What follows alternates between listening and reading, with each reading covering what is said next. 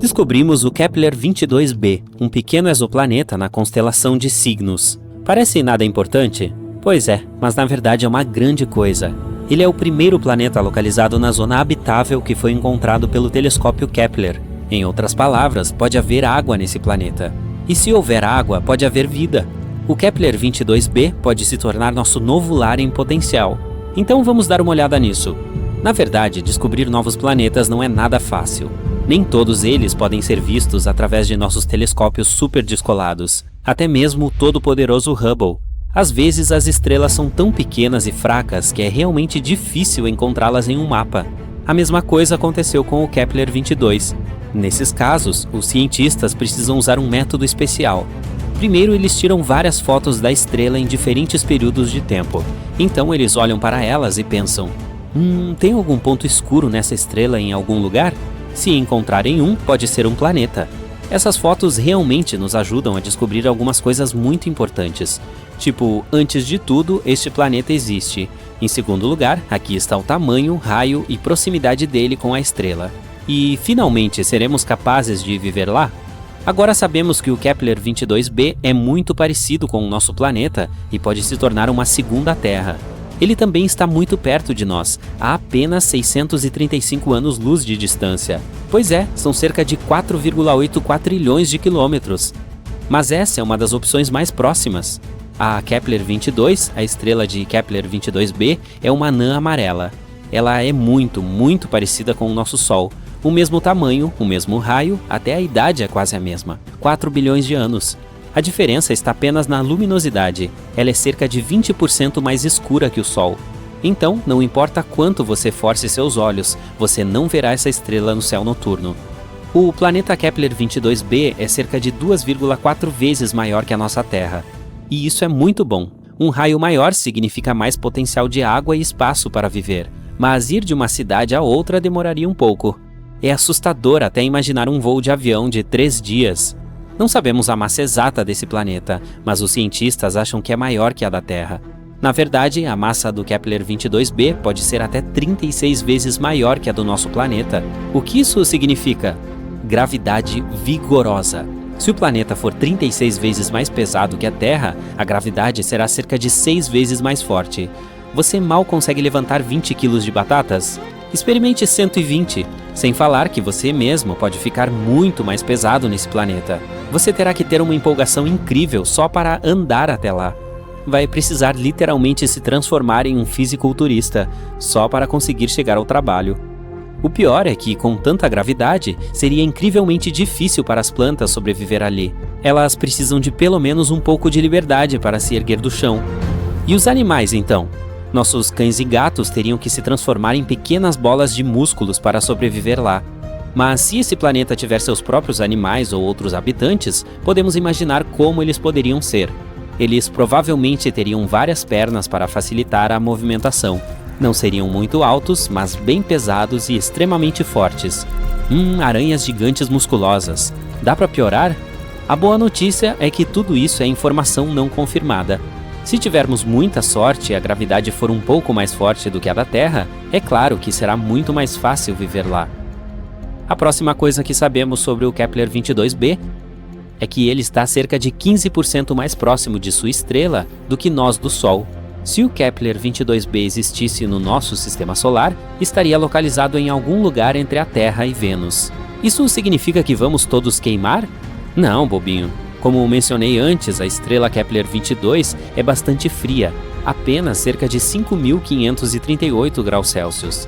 E é por isso que podemos presumir que as temperaturas no Kepler-22b serão aproximadamente as mesmas que as que temos na Terra, se o planeta orbita sua estrela da mesma forma que a Terra orbita o Sol. O que na verdade não sabemos. O Kepler-22b pode girar de lado em torno de sua estrela, como acontece com Urano. O quê? Você não sabia que Urano está deitado de lado? Além disso, olhe os anéis dele. Sim, Urano também tem anéis, assim como Saturno, mas são verticais. O universo é realmente um lugar misterioso. Portanto, se o Kepler-22b for realmente algo assim, o clima no planeta não será, para dizer o mínimo, muito bom. Invernos incrivelmente frios serão regularmente seguidos por verões quentes. E assim como acontece com os planetas com travamento por marés, poderíamos viver mais ou menos confortavelmente apenas no estreito pedaço de terra entre esses dois lados malucos. Esperemos que não seja assim e que o planeta gire normalmente. Mas não é tão ruim. Estudos mostram que pode haver um oceano em Kepler-22b. Você já sabe que água significa vida, mas nesse caso também é uma grande vantagem, pois um planeta coberto por um oceano sempre tem uma temperatura mais estável. A água absorve parte do calor e o distribui uniformemente pelo planeta. As partes quentes esfriam e as geladas esquentam. A propósito, foi exatamente isso que aconteceu com a Terra há bilhões de anos. Quando nosso planeta começou a ter suas primeiras poças, nossa amada Lua ajudou essas poças a se espalharem por toda a superfície. Graças a isso, o horror ardente que costumava ser nossa Terra se transformou em uma bolinha fofa cheia de vida. Então, se o Kepler-22b tem água, mas não tem atmosfera, os cientistas acham que a temperatura média pode ser de cerca de 11 graus Celsius negativos. Mas se também houver uma atmosfera semelhante à da Terra, a temperatura pode chegar a 22 graus. Isso seria legal. E finalmente, um ano é igual a 290 dias terrestres, cerca de 9 meses. O planeta não tem satélites naturais, então infelizmente teríamos que nos despedir de uma bela vista da Lua. Pelo lado positivo, provavelmente seríamos capazes de ver o Sol como uma estrelinha distante. Poderíamos admirá-lo no céu noturno, lembrando-nos de nossa casa, sem nos esconder de aranhas gigantes. E isso é tudo o que sabemos no momento. Infelizmente, é muito difícil explorar esses planetas, portanto, há muitos dados importantes que não conhecemos. Por exemplo, que tipo de planeta é esse? Sim, não temos as informações mais importantes sobre Kepler-22b. Não sabemos se é um planeta rochoso ou não, e se não sabemos, todas as informações mencionadas anteriormente não significam nada. Ele pode vir a ser um planeta gasoso, ou um planeta coberto de gás, mas com um núcleo sólido como Netuno, ou um mundo aquático coberto por um oceano gigante. Nesse caso, é melhor que seja um planeta de água. Aí, pelo menos, poderíamos construir algum tipo de cidade subaquática lá.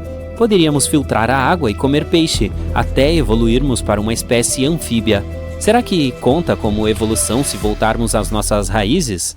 Os cientistas, no entanto, acham que o Kepler-22b pode vir a ser um planeta parecido com Netuno. Alguns astrônomos até atribuíram o planeta a uma categoria de mini-Netunos. Sim, é uma categoria planetária real. Mas isso ainda não foi comprovado. Mesmo que, felizmente para nós, Kepler-22b seja um planeta rochoso, ainda não sabemos como é a atmosfera lá. Ela pelo menos existe. E se for algo como a atmosfera de Vênus, que é mais tóxica que o seu ex, então teríamos que cavar fundo no subsolo para sobreviver de alguma forma nesse planeta. E então teríamos que inventar uma fonte de calor, pois é muito frio no subsolo. Sim, esperamos que não seja o caso. Existem muitas possibilidades com o Kepler-22b. Até agora não temos uma resposta clara, mas esperamos que os cientistas descubram antes de colocarmos as primeiras pessoas nos ônibus espaciais e enviá-las para conquistar o Kepler-22b. Vai ser estranho se for um planeta gasoso ou algo assim. A vastidão infinita do universo contém infinitas possibilidades e segredos. E eis uma das perguntas intrigantes: como seria a vida e nós como humanos em outros planetas? Imagine um mundo onde as leis da física, o meio ambiente e as condições são amplamente diferentes daquilo a que estamos acostumados. Como nos adaptaríamos e evoluiríamos para sobreviver nestas novas e estranhas terras? Vamos ver. Mercúrio é o planeta mais próximo do Sol e tem uma atmosfera fina. As temperaturas lá são extremas, com o lado diurno alcançando mais de 420 graus Celsius e o lado noturno caindo para menos 180 graus. Então, o que podemos fazer para sobreviver a essas temperaturas malucas e a radiação solar constante? Talvez possamos nos transformar magicamente em metal. Por exemplo, o titânio e a platina podem tolerar perfeitamente altas temperaturas. Mas falando sério, existe uma opção. Poderíamos nos instalar no subsolo, onde as temperaturas não são tão extremas. Se vivêssemos no subterrâneo, poderíamos evoluir para ter grandes olhos para melhor captar a luz. Poderíamos também evoluir para ter pele mais espessa para nos proteger da radiação intensa. Basicamente, temos duas opções: nos tornarmos de metal ou nos tornarmos toupeiras. Vamos passar para Vênus. Este planeta é extremamente hostil. Antes de tudo, Vênus é conhecido por sua atmosfera espessa, do tipo mais tóxica que seu ex. O planeta inteiro está coberto de dióxido de carbono e sua superfície é absolutamente seca, o que o torna incrivelmente quente. A temperatura média está em torno de 450 graus Celsius, tornando um dos planetas mais quentes do nosso sistema solar. Além disso, não se esqueça da pressão insana. Ficar em pé em Vênus seria como ficar a 900 metros debaixo d'água. Somente micróbios da Terra particularmente resistentes poderiam sobreviver em tais condições. Portanto, se você quiser viver em Vênus, talvez tenha que se tornar um micróbio. Mas, infelizmente, como não somos micróbios, teríamos que usar equipamentos especiais para sobreviver lá. Talvez tivéssemos que desenvolver um exoesqueleto resistente ao calor para nos proteger, bem como obter novos pulmões capazes de filtrar os elementos tóxicos contidos na atmosfera. Vamos falar sobre nosso irmão vermelho favorito, Marte. A primeira mudança perceptível depois de algumas centenas de anos seria seu novo esqueleto. A gravidade em Marte é muito mais fraca do que a da Terra, portanto seus músculos e ossos encolheriam. Para compensar esta diferença, você teria que comer mais e provavelmente começar a ir à academia. Além disso, você teria que se adaptar à baixa pressão atmosférica e a temperaturas mais frias. Você precisa reter o calor, certo? Isso significa que seria necessária uma camada mais grossa de gordura corporal. Desculpem, amigos, mas em Marte podemos engordar mais. Outro motivo para começar a fazer exercícios. Outra grande mudança ocorreria em sua pele. Ela é como uma grande barreira que o protege de coisas nocivas como bactérias, luz ultravioleta, aparência totalmente assustadora e assim por diante. Então, o que aconteceria com ela? Muito provavelmente você ficaria laranja por causa dos carotenoides, um tipo de nutriente que você pode obter de alimentos como cenouras, batatas, tomates e assim por diante. Eles protegem muito bem contra a radiação ultravioleta de Marte. Eles têm apenas um lado negativo. Ao comer muitas abóboras do mercado de agricultores marcianos, você vai gradualmente começar a ficar laranja. Mas talvez não seja tão ruim assim. Talvez a vida em Júpiter fosse mais fácil? Sim. Não tem terra firme lá. Este planeta é composto de hidrogênio e hélio e é referido como um gigante de gás. Você simplesmente flutuaria como em uma enorme nuvem. E mesmo se conseguisse pousar e tentasse caminhar, seria como se você se movesse através de uma névoa super grossa. Então, como evoluiríamos em Júpiter? Primeiramente, poderíamos nos tornar muito maiores em tamanho para suportar as imensas pressões. Em segundo lugar, as flutuações de temperatura de lá são enormes. A superfície é terrivelmente fria e a temperatura sob as camadas externas da atmosfera sobe significativamente. Em terceiro lugar, se você vivesse em Júpiter, não haveria linguagem verbal. Este gigante de gás absorve ondas de rádio, portanto, mesmo se você estivesse falando, ninguém te ouviria. Também não haveria música, portanto não haveria festas. E qual é o objetivo, então? Talvez pudéssemos nos comunicar com a linguagem dos sinais. Mas isso também não é tão simples assim. Júpiter está cheio de ventos selvagens e nuvens de tempestade, então é improvável que você consiga ver alguma coisa. Portanto, mesmo se evoluíssemos lá de alguma forma, parece que nossa vida não seria nada fácil. Antes de pousar em Saturno, você provavelmente gostaria de verificar seus icônicos anéis. Mas você não seria capaz de fazer isso porque os anéis de Saturno consistem de um monte de partículas de gelo voando no espaço. Portanto, seria extremamente difícil aterrissar. Então vamos direto para o planeta em si. A princípio pode parecer que Saturno não é ruim para nós. Algumas camadas desse gigante de gás têm temperaturas bastante agradáveis. Se mergulharmos mais fundo no planeta, ele fica surpreendentemente quente, até menos 3 graus Celsius em sua segunda camada. Esta é uma temperatura média em países como a Suécia e o Canadá, mas infelizmente esta é apenas uma dessas camadas. O resto do planeta é incrivelmente frio, portanto, para sobreviver em Saturno, teríamos um grande desafio. Além do frio, teríamos que lidar com um ambiente severo do planeta, incluindo suas intensas tempestades, ventos fortes e radiação. Para nos proteger dessas condições, precisaríamos evoluir para a pele dura novamente, encontrar algum isolamento e assim por diante. O próximo planeta é Urano. Ele tem um ambiente muito diferente da Terra, com temperaturas muito mais frias, falta de uma superfície sólida e uma atmosfera muito diferente. É como outro Júpiter, mas com vibrações azuis. Mas não é tão ruim assim. Há até mesmo água em Urano. O único problema é que o planeta está cheio de amoníaco, aquela coisa desagradável que usamos para a limpeza.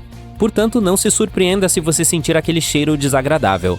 Além disso, fica incrivelmente frio lá, como um inverno quase interminável. Então, como seria sobreviver em um ambiente tão escuro e árduo? Precisaríamos de uma pele mais espessa novamente para enfrentar temperaturas extremas. E mais uma vez, precisaríamos de olhos maiores para ver melhor em toda esta escuridão. Poderíamos até ter que desenvolver um novo sistema auditivo, como o dos golfinhos. Isso não seria divertido? Vamos passar para Netuno. Se os seres humanos evoluíssem lá, precisariam se adaptar às suas duras condições. Netuno, o oitavo e mais distante planeta do Sol, é outro gigante de gás. A única diferença é que este planeta pode ter um núcleo sólido. Se vivêssemos nesse planeta, precisaríamos flutuar ou nadar em sua atmosfera rica em metano. Também precisaríamos desenvolver brânquias, ou algo parecido para respirar. Basicamente, nos transformaríamos em répteis espaciais ou peixes cósmicos. A gravidade em Netuno é ligeiramente mais forte do que a da Terra, mas ventos fortes dificultam a permanência em um só lugar. Para resistir ao vento, precisaríamos ser muito mais pesados. Mais uma vez, é preciso comer muito e trabalhar os músculos. Sim, tecnicamente não é um planeta, mas nós ainda o amamos e não podemos esquecê-lo. Um mundo pequeno, distante e incrivelmente frio. Plutão é ainda menor que a nossa Lua, e por causa disso quase não há gravidade lá. Seria extremamente difícil ficar sobre ele. Para evitar voar acidentalmente para o espaço exterior enquanto jogássemos futebol, precisaríamos criar uma falsa máquina gravitacional. E se não quisermos nos sentir tontos, precisaríamos desenvolver um sistema nervoso novinho em folha. Mas Plutão não é tão ruim assim. Por exemplo, há água líquida sob a superfície, e até mesmo algumas montanhas geladas. Talvez fosse possível sobreviver lá se tivéssemos algum equipamento da pesada, roupas, suprimentos e... coisas demais. De qualquer forma, desde o calor abrasador de Mercúrio até as temperaturas geladas de Netuno, cada planeta tem um conjunto único de desafios ambientais. Mais de 1 milhão de terras podem caber no nosso Sol. Uma nova pesquisa mostra que entre 20% e 35% dos sóis comem seus próprios planetas, e 1/4 dos sistemas planetários orbitando estrelas como o Sol tiveram um passado caótico. A própria coisa que dá vida também pode tirá-la. Todos os planetas do nosso sistema solar giram em torno do Sol, e todos eles fazem isso de uma forma um tanto consistente. É mais provável que tenham permanecido assim desde que entraram em cena, mas nem todos. Essa existência caótica significa que um sistema solar tinha muitos planetas na ninhada, até que o Sol hospedeiro decidiu derretê-los. Nosso sistema solar é projetado perfeitamente para que a gravidade de nenhum planeta interfira em outra. A força gravitacional em Júpiter é muito maior que a da Terra, o que significa que se a Terra se aproximasse de Júpiter, se transformaria em outra lua para Júpiter. O planeta é tão grande que, comparando, se a Terra fosse do tamanho de uma uva, Júpiter teria o tamanho de uma bola de basquete. Mesmo com a melhor tecnologia do mundo, é difícil dizer se as estrelas de fato comem seus planetas. A melhor maneira de estudar isso é observando sistemas binários. Essa é apenas uma maneira científica de dizer um sistema com duas estrelas orbitando uma a outra. Normalmente, ambas as estrelas se formaram na mesma época, a partir dos mesmos gases e nas mesmas condições. Isso significa que elas devem conter mais ou menos os mesmos elementos. Quando você abre os olhos pela manhã, a luz do Sol que está viajando por milhões de quilômetros o cumprimenta.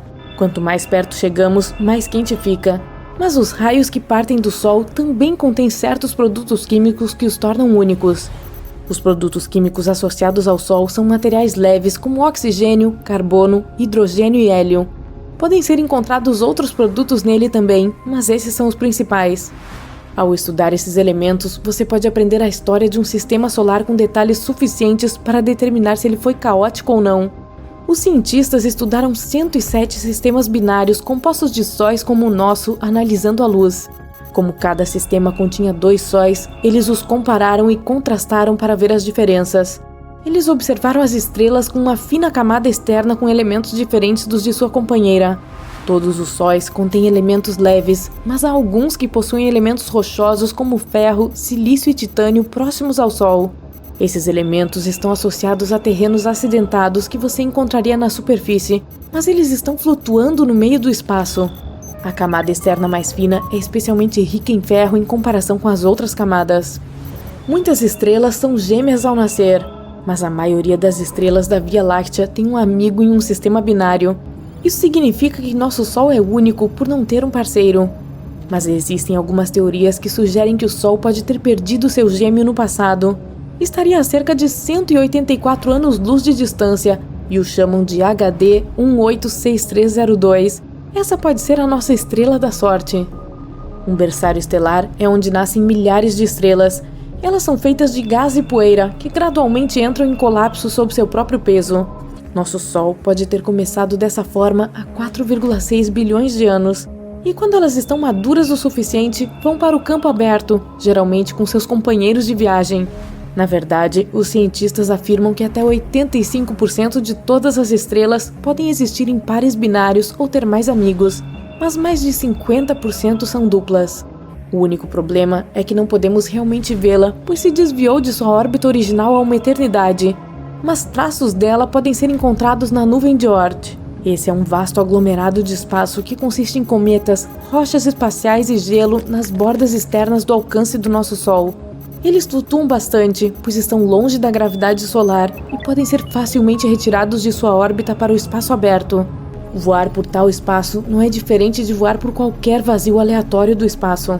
A razão pela qual alguns desses elementos leves no espaço contêm elementos de rocha que você encontraria na superfície de um planeta é porque o Sol os tirou de sua órbita e os devorou à medida que se aproximavam.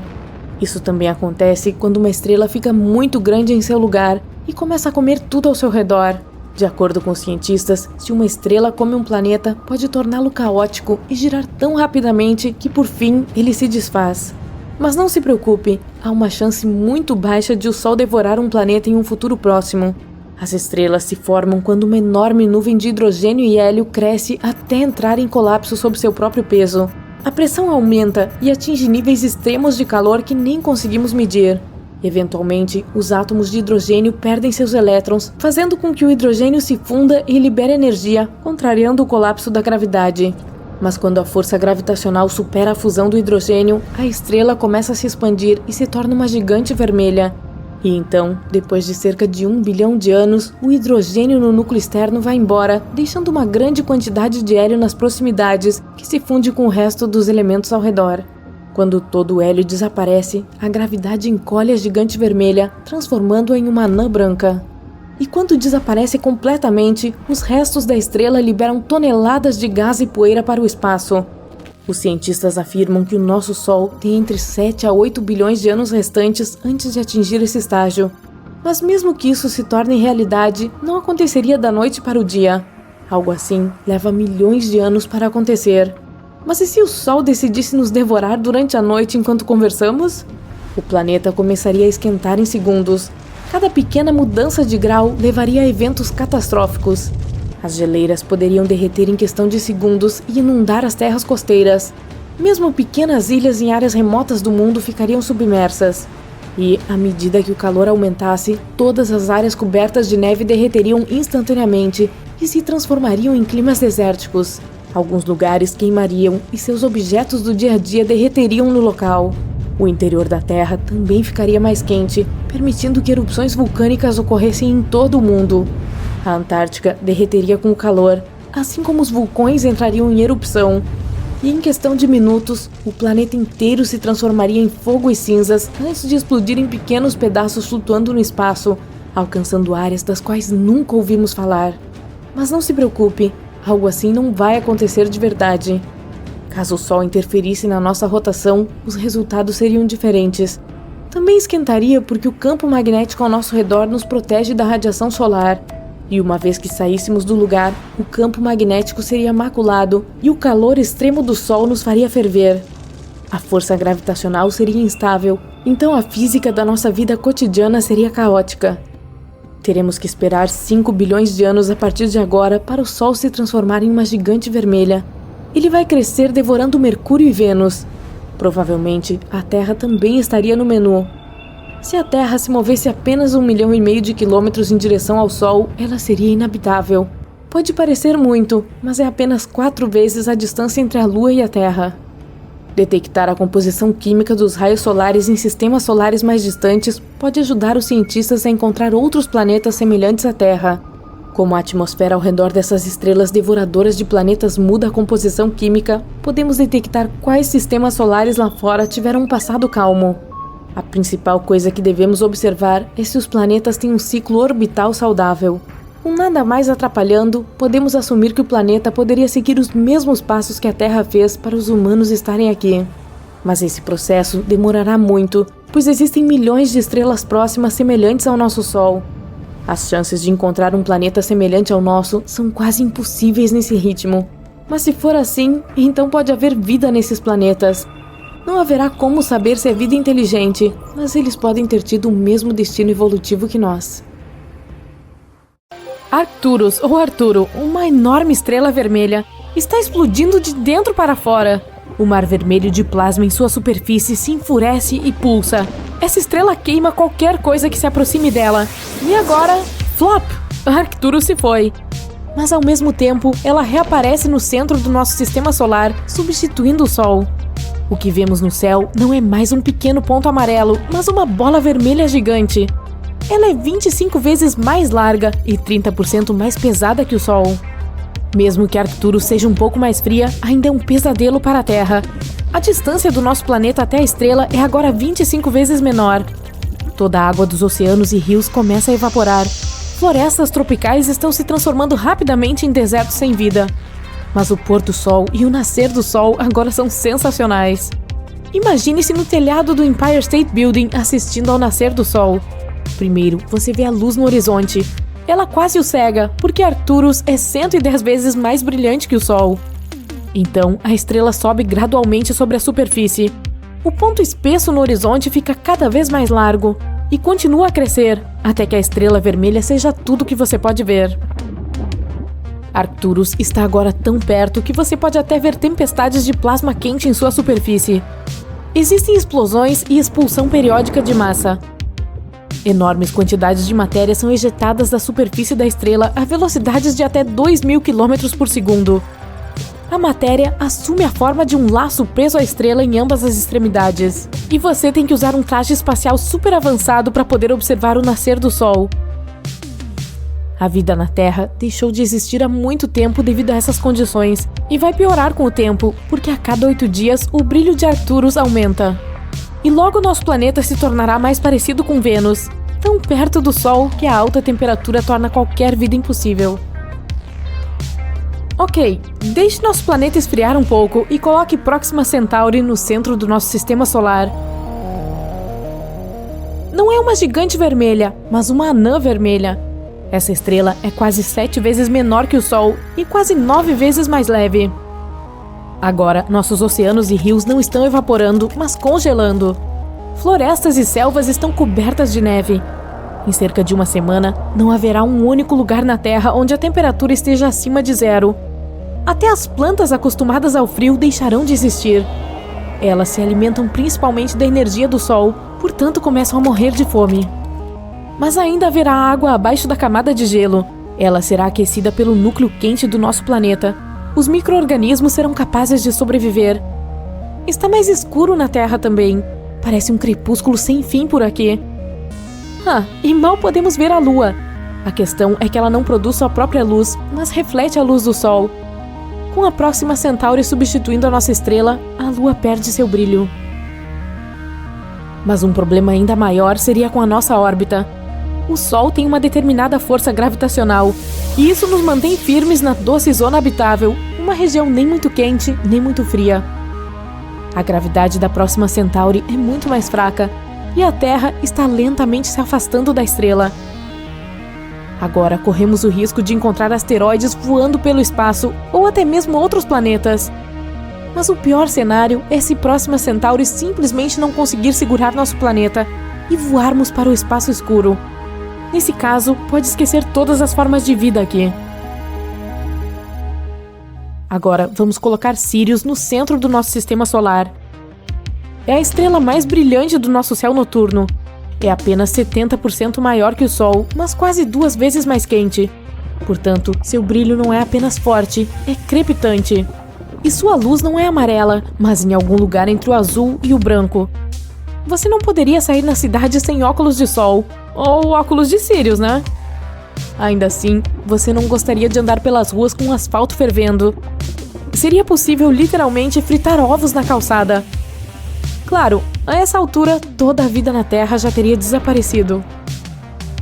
Mas o problema não seria só a temperatura.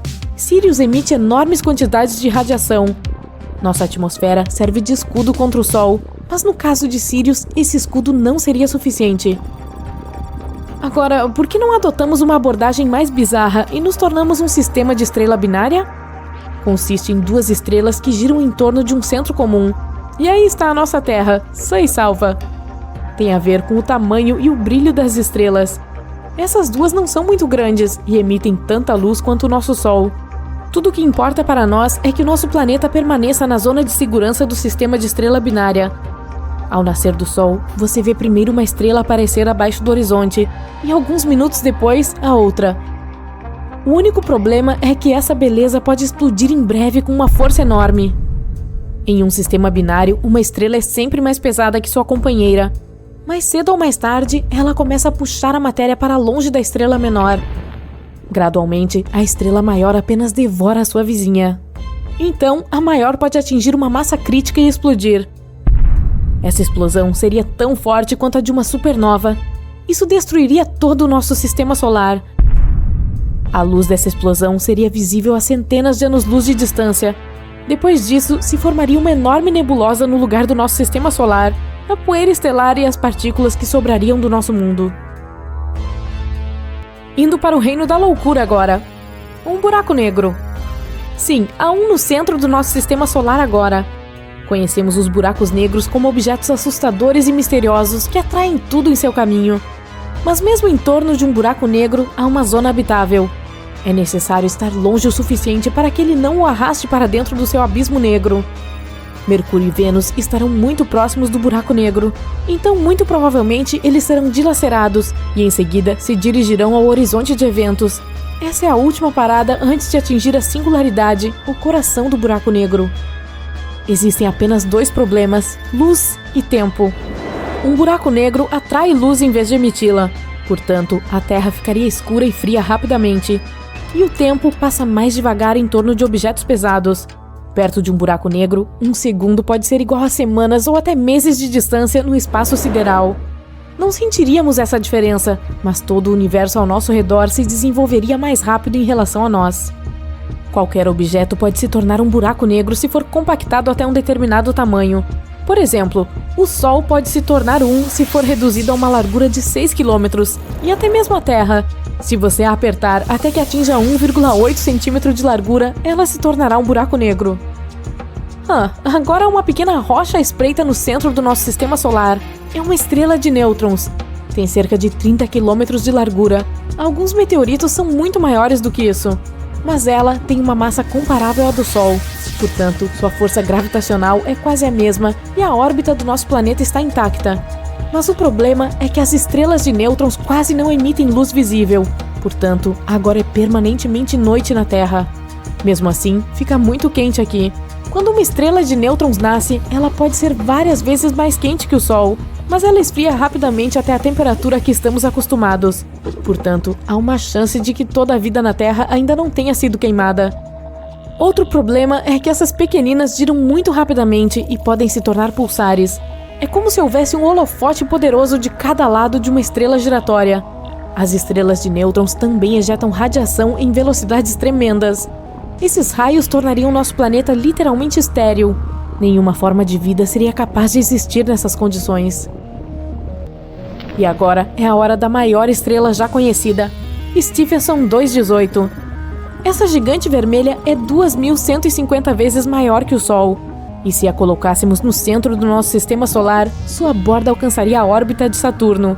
Aí Mercúrio, Vênus, Terra, Marte e Júpiter já teriam sido engolidos pela enorme estrela, enquanto Saturno, Urano e Netuno seguiriam assando como castanhas no fogo até evaporarem em breve. Na verdade, isso também pode acontecer com o nosso Sol. Quanto mais velho ele fica, mais vermelho e maior se torna. Eventualmente, ficará sem seu combustível, o hidrogênio, e o Sol começará a queimar elementos mais pesados em seu núcleo. Isso fará com que ele se expanda. Então veremos pores do Sol e amanheceres mais bonitos, mas a temperatura ficará muito alta. Em teoria, o Sol ficará tão grande que engolirá a Terra, e então ele explodirá em uma supernova, não deixando sobrar nada do nosso sistema solar. Brilhante! Está ficando mais frio a cada minuto. A temperatura cai abaixo de 0 muito rapidamente e, embora não tenha neve, o frio está ficando insuportável. A geada aparece no chão, na grama e nas árvores, e o gelo se forma nos corpos d'água a uma velocidade incrível. As pessoas, tremendo em todo o planeta, levantam os olhos para o céu e não conseguem acreditar no que vem. O Sol ficou 2 vezes menor do que era. Ele agora parece um ponto distante e não será mais capaz de aquecer a Terra. Mas o pior é que há uma rocha enorme em chamas vindo em direção aos espectadores horrorizados. E o impacto com essa coisa, sem dúvida, causará muitos danos. Ok, vamos voltar à nossa realidade objetiva. A Terra está exatamente no melhor ponto do nosso sistema solar. Ela não fica nem muito perto, nem muito longe do Sol, tornando a temperatura em nosso planeta não apenas tolerável, mas também agradável. Os cientistas costumam chamar Vênus, o segundo planeta a partir do Sol, de o gêmeo do mal da nossa Terra, pois é tão quente e inóspito que nenhuma vida é possível nele. Claro, existem nuvens espessas na atmosfera dele, e o ácido da chuva e os gases de efeito estufa elevam a temperatura na superfície para números insuportáveis. Mesmo que Vênus não tivesse esses elementos, nada ainda seria capaz de viver lá por causa da proximidade do Sol. Se houvesse água líquida, ela evaporaria muito rapidamente, deixando a vida sem chance de se desenvolver. Por outro lado, Marte, o próximo na fila depois da Terra, está um pouco longe demais da nossa estrela, o que o torna frio e solitário. A temperatura em sua superfície é abaixo de 0 e nunca aquece o suficiente para que a água permaneça líquida por muito tempo. Isso sem mencionar a falta de atmosfera no planeta vermelho, o elemento que fornece à Terra ar respirável. Portanto, se nos aproximássemos ou nos afastássemos do Sol, a temperatura aqui aumentaria ou diminuiria respectivamente. Algumas centenas de quilômetros não fariam muita diferença. Nossa circulação em torno do astro-rei é irregular de qualquer maneira, e constantemente nos aproximamos ou nos afastamos um pouco dele. A distância que importaria é medida em milhões de quilômetros. E sim, assim como mostrei no início deste vídeo, veríamos o Sol muito menor do que agora se fôssemos tão longe. As temperaturas podem não cair no momento exato da mudança, pois ainda haveria algum calor, mas no inverno seguinte, nosso planeta provavelmente permaneceria frio para sempre. Os oceanos seriam cobertos de gelo e o nível geral do mar cairia. E, finalmente, o gelo refletiria mais calor do Sol de volta à atmosfera e ao espaço, não permitindo que a superfície do nosso planeta recebesse o calor necessário. E mais gelo significa menos vapor de água na atmosfera. Esse vapor também captura o calor, criando nuvens. Então, quanto mais frio, menos chuva. O frio e a falta de chuva não permitiriam que nenhuma planta sobrevivesse por muito tempo, de modo que as áreas de paisagem gelada e árida cresceriam rapidamente, deixando intactas apenas as que ficam ao longo das margens dos rios, por um tempo. Depois, os rios também parariam de correr, congelados ou secos por terem perdido suas nascentes, lagos e mares que, claro, também congelariam. Qualquer vida perto deles desapareceria. Primeiro as plantas, e com elas, tudo mais, já que as plantas produzem comida e ar respirável. E com isso, a Terra se tornaria um deserto congelado. Quanto à rocha gigante em chamas que mencionei, era um asteroide vindo do espaço por causa da mudança da órbita terrestre. Júpiter, o maior planeta do nosso sistema solar, atua como um escudo natural para nós contra as rochas espaciais. Ele tem uma massa enorme e a maioria dos asteroides lançados do espaço é pega pela gravidade dele e cai na superfície do planeta. Não é possível a vida ali e sua superfície é gasosa, então os asteroides tendem a desaparecer sem deixar vestígios. Ainda assim, alguns conseguem passar por Júpiter, então Marte entra em cena. E também contribui para a nossa defesa, mantendo o cinturão de asteroides entre ele e Júpiter no lugar. A massa combinada dos dois planetas cria um campo gravitacional que não permite que os asteroides do cinturão voem em direções aleatórias, atingindo tudo pelo caminho.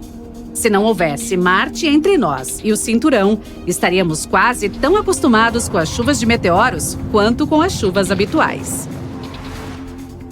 Digamos que a Terra substituiu Marte em sua órbita e agora estamos a centenas de milhões de quilômetros mais distantes do Sol. A massa dos dois planetas é mais ou menos parecida, então o cinturão de asteroides ainda está em seu lugar. Porém, as temperaturas ainda cairão e a vida logo será extinta.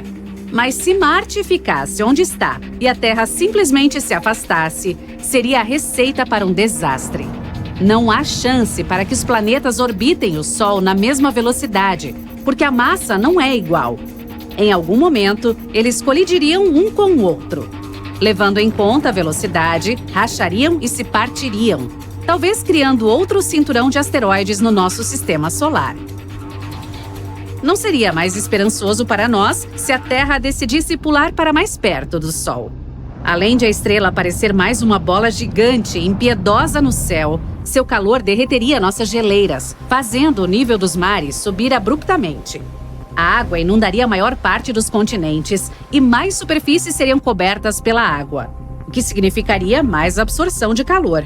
Isso traria mais um aumento na temperatura. Além disso, esses grandes corpos de água evaporariam loucamente, liberando toneladas de vapor de água e dióxido de carbono na atmosfera.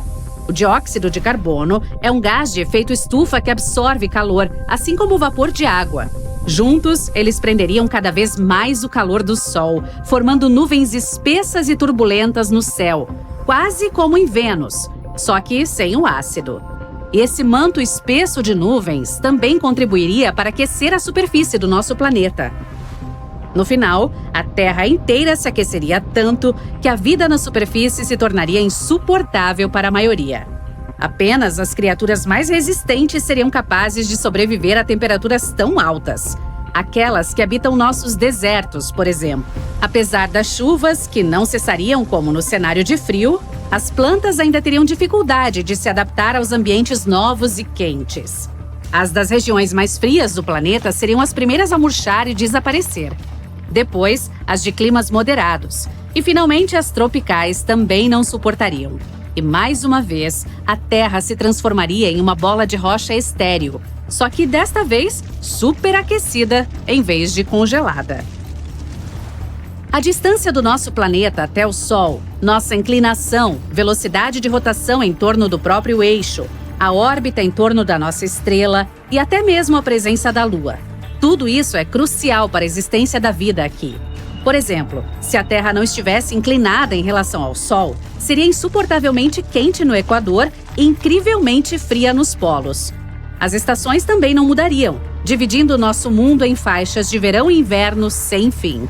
Ele é aquecido uniformemente de todos os lados com a inclinação e rotação atuais, como se fosse um churrasco. E se vira para o Sol, com um lado para se aquecer, enquanto o outro esfria durante a noite. Se não houvesse mudança de noite e dia, provavelmente só viveríamos em algumas áreas, onde haveria um crepúsculo constante e interminável. Imagine nossa vida sem aqueles belos amanheceres e entardeceres. Talvez seja melhor deixar tudo como está, né? Nuvens de fogo e fumaça surgem e o foguete é lançado. O Delta IV Heavy é um dos foguetes mais poderosos já existentes. 3 motores enormes queimam toneladas de combustível, ajudando a nave espacial a ganhar altitude. Os 2 auxiliares laterais desencaixam, deixando o núcleo comum do auxiliar para a subida adicional. Quando em órbita, o foguete libera sua carga útil. Essa é a sonda Parker Solar, a primeira nave espacial a tocar o Sol. E seguiremos sua jornada passo a passo. A sonda foi lançada em 12 de agosto de 2018 e começou sua jornada em direção à nossa estrela. O Sol está a 150 milhões de quilômetros de distância da Terra. Isso é 390 vezes a distância Terra-Lua e 36 mil vezes a largura dos Estados Unidos de costa a costa. As partículas de luz que o Sol emite precisam de 8 minutos para percorrer essa distância. Para nossos foguetes convencionais, essa viagem levaria mais de 200 dias, mas a Parker Solar cobriu mais rápido usando manobras gravitacionais. No caminho da Terra para o Sol, a sonda circulou em torno do nosso vizinho Vênus. Tudo o que tinha que fazer era entrar no campo gravitacional do planeta e se deixar ser atraída. Nesse ponto, nossa sonda espacial recebeu um impulso extra, sem precisar desperdiçar nenhum combustível. Depois de fazer uma órbita, os motores da sonda espacial mudaram a trajetória e a sonda deixou a órbita de Vênus com aceleração suficiente para viajar para o Sol. E, em 5 de novembro de 2018, a sonda Parker Solar fez sua primeira aproximação ao Sol. Antes de tocar sua superfície, a nave espacial teve que entrar na órbita da estrela. Para conseguir isso, fez mais manobras gravitacionais. Somente depois disso é que ela começou a circular pelo Sol, o objeto mais pesado do sistema solar e com a gravidade mais poderosa.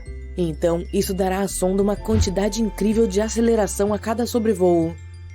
A Parker Solar estava constantemente se movendo entre dois pontos. Eles eram o periélio e afélio. Olha, aqui está o Sol, e aqui está a órbita da sonda em forma de elipse. O ponto mais próximo do Sol é o periélio. O Sol estava puxando a sonda para lá a uma velocidade incrível. Neste ponto, a sonda começou a se afastar da estrela. Ainda tinha muita velocidade e energia, mas estava lutando contra a força gravitacional da estrela, e então, gradualmente diminuiu. O ponto em que a sonda perdeu toda a sua aceleração é chamado de afélio. A força gravitacional da estrela venceu, e a sonda começou a se mover de volta em direção ao Sol, ganhando velocidade novamente. A sonda fez várias voltas seguindo uma órbita estável, mas depois sua órbita se cruzou com a de Vênus novamente. Outra manobra gravitacional. Depois disso, a trajetória da Parker Solar mudou ligeiramente e ganhou mais velocidade. O ponto periélio de sua órbita estava agora mais próximo do Sol. A sonda fez várias outras voltas seguindo essa nova órbita, e então novamente se aproximou de Vênus, outra abordagem ao Sol. Cada encontro com Vênus corrigia a trajetória da sonda e reduzia gradualmente sua distância da nossa estrela. Em abril de 2021, a sonda Parker Solar finalmente chegou tão perto do Sol que tocou a sua coroa. Embora a distância real entre a sonda e o Sol fosse de 8,5 milhões de quilômetros, isso ainda conta como um toque. Vamos olhar para a estrutura da nossa estrela cortando ao meio. Este é o núcleo do Sol. É cerca de 1/4 da sua largura. Esse núcleo é 150 vezes mais denso que a água. Devido à pressão intensa e alta temperatura, reações nucleares ocorrem por lá. O hidrogênio é convertido em hélio, emitindo uma quantidade incrível de calor e radiação. A camada seguinte é a zona de radiação. É aqui que o calor é transferido do núcleo para as próximas camadas. Mas os fótons aqui não se movem na direção externa. Eles podem ser direcionados para qualquer lugar e irradiados novamente muitas vezes. Os cientistas acreditam que o tempo médio que um fóton de luz leva para viajar do núcleo para a camada seguinte do Sol é de cerca de 10.000 a 170.000 anos. Depois tem a zona de convecção. Esta é aqui considerada a superfície do Sol. Mas não é uma superfície sólida, é um oceano de plasma quente. Parece um favo de mel. Isso porque o plasma aquecido sobe das camadas inferiores, criando algo como mini geysers. E enquanto ainda está quente no meio desses geysers, suas bordas esfriam, criando um padrão incrível na superfície do Sol. As próximas camadas são a atmosfera solar. Primeiro, a fotosfera. Essa é a camada que emite luz. E é exatamente isso que você vê quando olha para o Sol. Mas cuidado, não faça isso. Você precisa de equipamentos especiais para olhar diretamente para a nossa estrela. A fotosfera tem até 400 quilômetros de espessura. Trata-se da altura em que a Estação Espacial Internacional se move acima da Terra. Então, tem a cromosfera, ou esfera de cor. Essa camada da atmosfera do Sol dá à estrela sua tonalidade avermelhada. Proeminências solares aparecem aqui.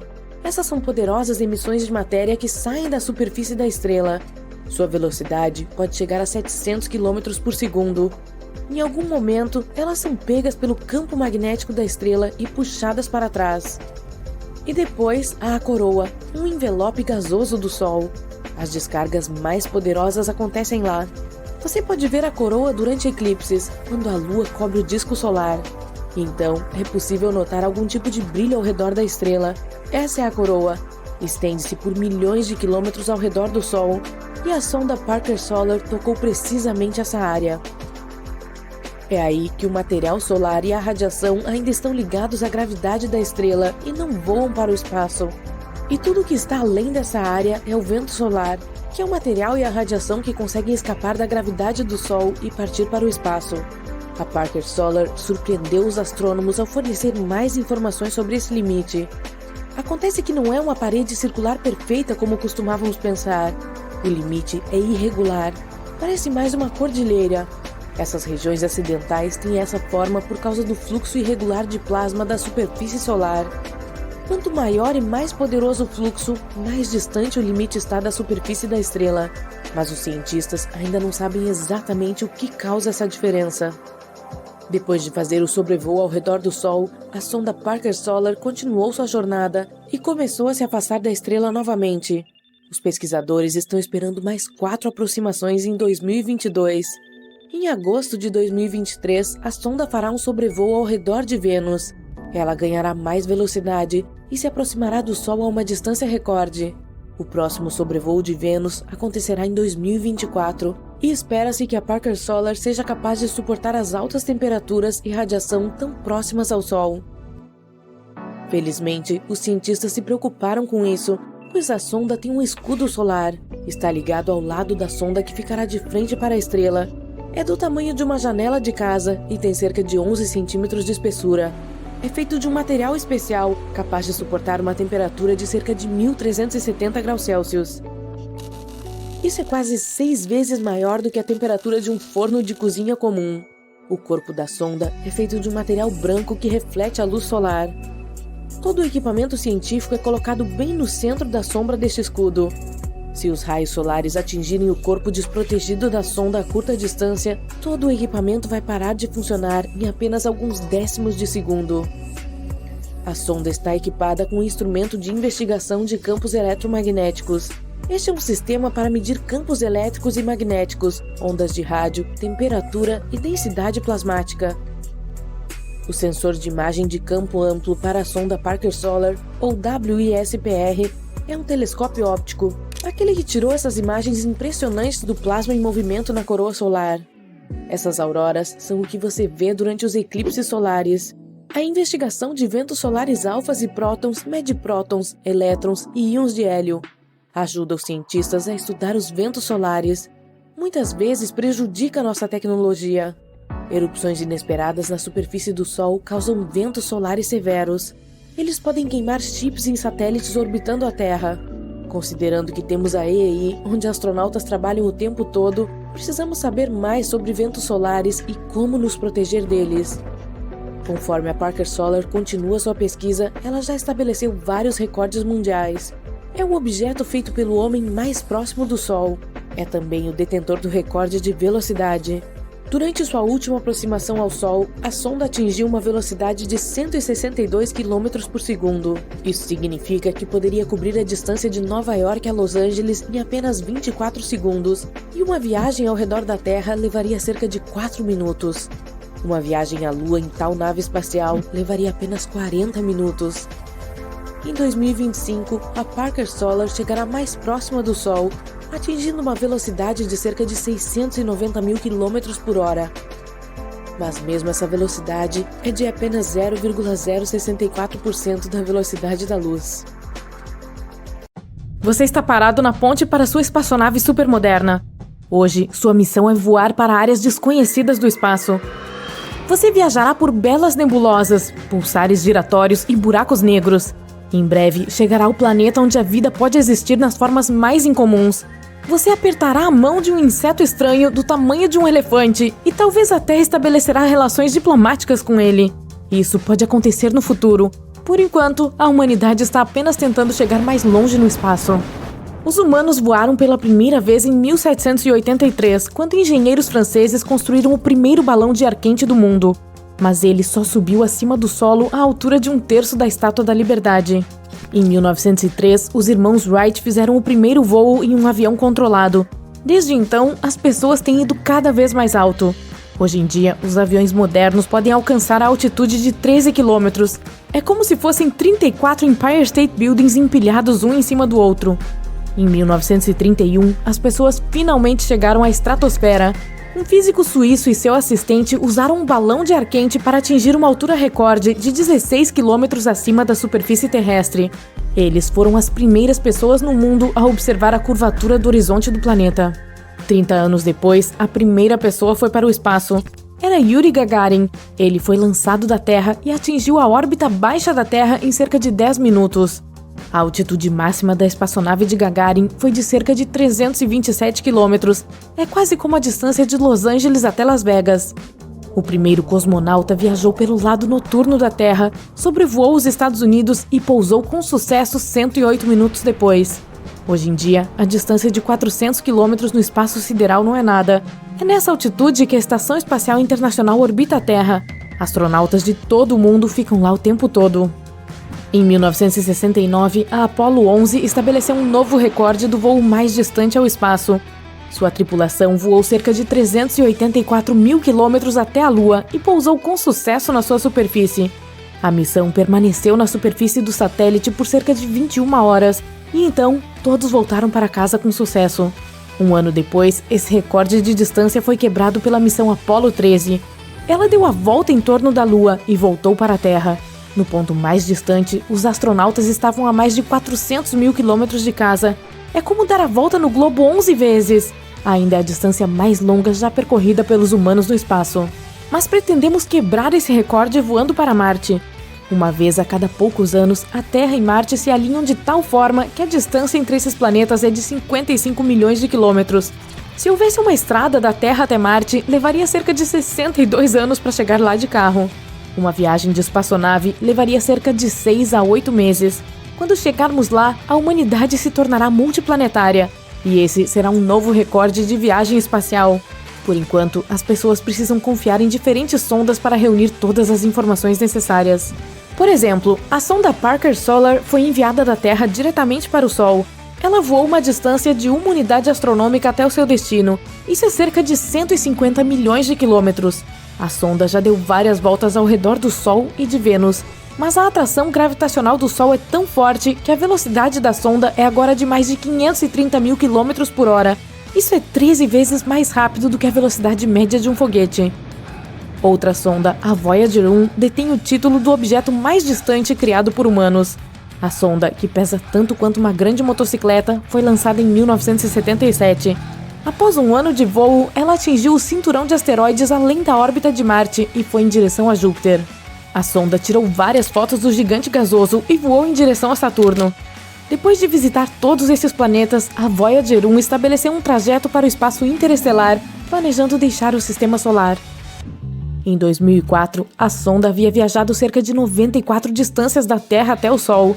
É onde se pode encontrar a fronteira do Sistema Solar, a chamada heliosfera. Lá, o vento solar desacelera abaixo da velocidade do som. Isso cria uma onda de choque que quase destruiu a Voyager 1. Mas felizmente, a sonda sobreviveu e continuou sua jornada. Em 2012, a Voyager 1 finalmente deixou nosso sistema solar e agora está voando em direção à estrela Gliese 445. Ela deve alcançá-la em 40 mil anos. A Voyager 1 tem uma irmã gêmea, a Voyager 2. Embora a segunda sonda tenha sido lançada antes, ela deixou o sistema solar 6 anos depois. Em 300 anos, a Voyager 2 alcançará a borda interna da nuvem de Oort.